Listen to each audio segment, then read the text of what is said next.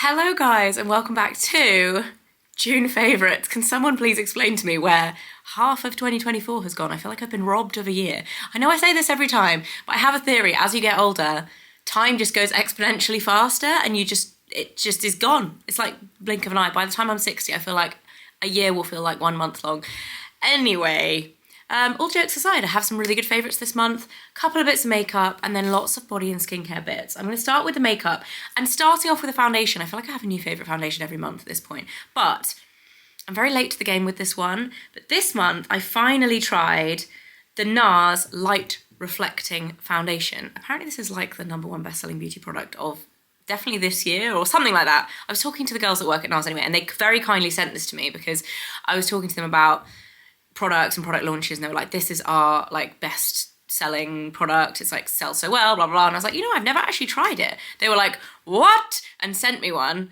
Luckily it's the right shade. You know what, I remember trying NARS Sheer Glow because they were like, what shade do you wear in NARS foundation? I was like, you know what, the only name that I can remember is Fiji, from back in the day when I used to wear NARS Sheer Glow all the time. They sent me Fiji, and it's a great match, although it doesn't look like it in the bottle, potentially because I fake tan today, which I'll get onto that later. Anyway, this stuff, if you like high coverage but natural looking, this is the one. It literally feels like when you're putting it on, like you're just erasing everything. You're like, there goes all my redness, there goes all my blemishes, and yet it still looks skin-like. It's really quite miraculous, and it lasts a really long time. Yeah, really like it. Would recommend, as I feel like apparently everyone else in the world has already discovered. Moving on to another discovery that actually I will admit I wasn't all on board with this brand. When it first launched, I was a bit like, I think it's a bit of a TikTok trendy brand, and it just looks a bit, I didn't like the packaging design that much. It's quite heavy on the plastic. However, I then tried their products. Their facial mist, which is like constantly sold out, is off the chain. But this stuff, which I think this just launched last month, is so nice. This is the Kosas, correct me if I'm saying it wrong. I am in one of those because it's two different pronunciations. This is the wet lip oil, and the shade is Unbuttoned. I was sent this, and I got sent a few of them. The other shades were not my vibe, but this one, I'm wearing it now. I'm going to put more on. It's literally the perfect kind of rosy toned pink. I feel like it would suit lots of different skin tones because it's deep enough to be more of a nude on slightly darker skin tones, and it's just got that slight kind of rosiness to it, but it's still quite cool toned. I tend to gravitate towards more kind of cool toned lip products and blushes, that more kind of like mauvey, slightly kind of a little bit pink, but almost slightly purpley.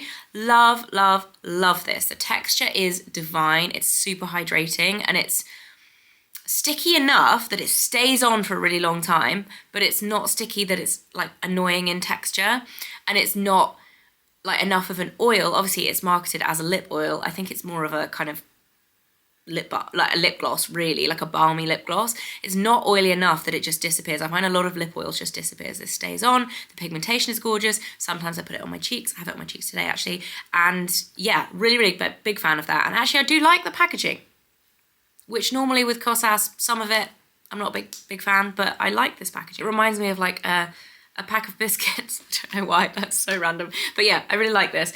And then that is it for makeup, but I do have one kind of skincare hybrid product that is so good. Like honestly, this stuff blew me away. This is the Gatineau Miracle Eye Contour Cream. I worked with these guys on a reel this month, but this is a totally separate mention because this stuff has literally been an everyday go-to now for the past month or so. It's so good. It's an eye cream. It applies white, but then you blend it in and it adapts to your skin tone and becomes this insanely brightening product that has a little coverage. So it like brightens under your eyes, but also kind of conceals at the same time. For darker skin tones, it would be very much solidly a brightener in that specific area under your eyes. But if you are a lighter skin tone like me, you can actually use it like not how they market it, and use it a little bit as a concealer as well. So I take it down like onto my nose and like here, a little bit here, just a little bit of extra coverage, a little bit of brightening. If you don't want to wear makeup, it's literally like a one and done. It's hydrating.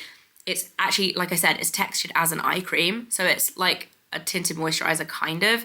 But yeah, it's quite a unique product, and I honestly love it. If you have dark under eye circles. It's a great like first step underneath concealer. If they're not that bad, it's a really good kind of like one and done under eye brightener on the school run. It's like a game changer. Love this stuff. And then I've also absolutely been loving this, which is the new setting spray from Vive. And I love Jamie as a person, as a social media person. She's awesome in person. She's incredible, but she also just knows with products. Like every single product she brings out, she just nails it, and this is no exception. It's so good performance-wise in terms of keeping your makeup in place. I love it for refreshing my makeup as well. Generally, that's how I will use sprays. Like I'm not a big powder lover, so I do use them quite a lot, and I really like them. However, where this excels, as opposed to other really good sprays that set your makeup, is the mist. The mist is so fine, and it has one of those pumps that doesn't just do the spray, it has like a slightly extended length of time spray, and the mist is so fine.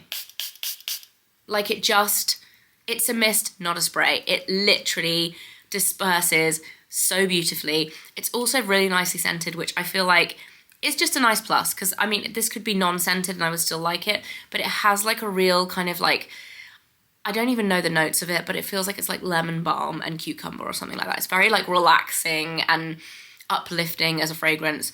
Really nice. Like I would like this as a candle or a body product, but it's also really nice to spray your face with. The fineness of the mist is real. Anyway, I'm going to stop spraying it now because otherwise I'm going to have a wet camera lens.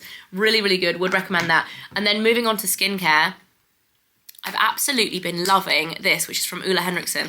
I had a bit of an Ole Henriksen like love-in couple of days when I went to Copenhagen with them earlier this year. And actually, like I've loved a few of their products for a while, but for me, this was a total new discovery and I had zero expectations of it. I should probably tell you what it is. It's their Strength Trainer Peptide Boost Moisturizer. I've never like really fallen in love with a peptide product before. Like I feel like they're one of those things that, you know, you should have it in your routine. But for me, I feel like I've never really seen like, oh wow, amazing results from it. So that I'm like, I don't know. I've never fallen for one. Anyway, this stuff is so nice. The texture, can we just start with the texture? It's like a kind of balm gel kind of texture. It's very translucent, but when you massage it in, partly it's like instantly kind of disappears into the skin. It doesn't instantly absorb. You have to like massage it in, but it's slightly translucent. So it literally disappears. There's no like white residue like or any kind of like oiliness like there is with some kind of thicker face creams, but then it just disappears into the skin. It leaves your skin so smoothed and so plumped, and it's almost like cooling. It feels divine. It's the texture of this stuff that really for me is a game changer. I love it. So smoothing, like just gorgeous. Leaves your skin plumped, juicy, delicious, super hydrated. And the next day, it's just, yeah, it's the one. I've had really dry skin the past few months and I feel like this has really helped with that. And talking of that and dry skin and skin texture, unhappy skin, this is not a new product to me and I've probably had it in a few favorites before, but this is the CeraVe SA Smoothing Cleanser that I've been using in the shower every morning, and I've honestly fallen in love with it all over again. I've noticed such a difference from using this on the texture of my forehead. I've been getting, weirdly, I've never had this before, but dry skin and kind of a lot of texture, the occasional breakout on my forehead, and I feel like this has been really helping. I stopped using it last week just thinking like, oh, you know, I don't need to use it anymore because it's better, and it's back again. So I'm literally, this is what's helping. And it's just, yeah, that bit, I've never had an issue with my forehead before. It's always been around or on my nose or on my chin where I get breakouts or where I get kind of dry skin or flakiness, etc. I've got this patch here that just is a pain in my ass, and this stuff has been really helping and I'm back using it. Moving on to body stuff, that's it for skincare. I have been firmly back on the fake tan train, and I hate to be a broken record. I've tried loads of fake tans. In the last 2 months, I've been like starting using fake tan again. I don't know why. I feel like I never used to use fake tan very much. Now I'm just like, I look so much better. I need to be doing it every week. I've tried a few new ones. Have I fallen in love with them? Not yet. I've been going back to my like probably almost decade-long favorite, the Saint-Tropez Express Mousse. It's still my favorite. I love this stuff. develops so quickly. It gives you such a good natural colour. It has such a good guide colour. It fades really well. On me, this lasts about 5 days. I've been applying it like once a week, basically. I've been doing it on a Monday. Today is Monday. And I don't wash it off after 1 to 3 hours. It says like 1 hour light, 2 hours medium, 3 hours dark. I just leave it on all day. So I'm like tan to the max. But it stinks. It really does. I feel like it's a very strong fake tan. So it does smell when it develops, but I just do it on a day where I know that I'm not going to be bothered by that, wear it till the end of the day and wash it off, and it just is the best. I love this stuff, and I feel like I've spoken about it loads before, but it's really, really good. And then lastly, 2 products that, again, like with Kosas, I did not think I was going to like this brand. Well, I thought I would like it. That's a lie. I thought I would like it, but I thought that the pricing was so expensive that there's no way it could have been worth it. This is a new brand that launched, I think, was it in June? Maybe it was in May, but it is new and it's called Junebird. Weird name. It's not spelt like you would think. It's spelt like this, but it's actually the brainchild of a really famous dermatologist called Alexis Granite, who I've actually met before in the past many years ago when she was kind of resident dermatologist for Kiehl's. She works with lots of different brands. I'm actually going to an event with CeraVe with her next week. She also practices out of the Sarah Chapman Clinic in London, which is, in my opinion, like the best clinic for facials in the whole of London. She's a massively trusted voice within the industry. Anyway, so she launched a brand. She didn't go for skincare. She went for body care, which I feel like is a very clever move. Firstly, because there's not many like serious skincare brands for your body out there, or not as many. But secondly, she obviously works with a lot of skincare brands. She works with a lot of different people's faces. So once you have your own brand and you're kind of affiliated with that, you kind of have to use the product, right? Or you do end up using the products a lot, whereas I feel like it's a very smart move. Career-wise, she's got a body brand, but she's very much focused on facial skin as well in her professional career. Anyway, very smart, very accomplished doctor in her field. However, this stuff launched. The branding is super fun, super young. The scents are all like super gourmand. Like these smell like the Laura Mercier what was it called? Pistachio. The pistachio one, what was it called? Creme de pistache, that's it. I love that. It's now discontinued, but also, you know, like all of the Laura Mercier body products, very gourmand. I love the scent. I love the branding. And then I saw the pricing and I was like, holy moly, how is this going to be worth it? The body serum, which is this one, is £90. £90. And the body wash, I think, is about around 50. Very, very pricey products. However, they're in my monthly favorites for a reason. These products are incredible. And I'm aware not everyone is ever going to be in the like mindset to spend that much money on a body product. However, if you could be convinced, and if you do spend money on body products, and if you want a body product that is going to really deliver for your skin, then I would say definitely give these a go. I was blown away, especially by the serum. I had like, also the serum doesn't come in cute packaging. It's like cute color, but it's like fairly generic packaging. This stuff is serious. Like it's so hydrating.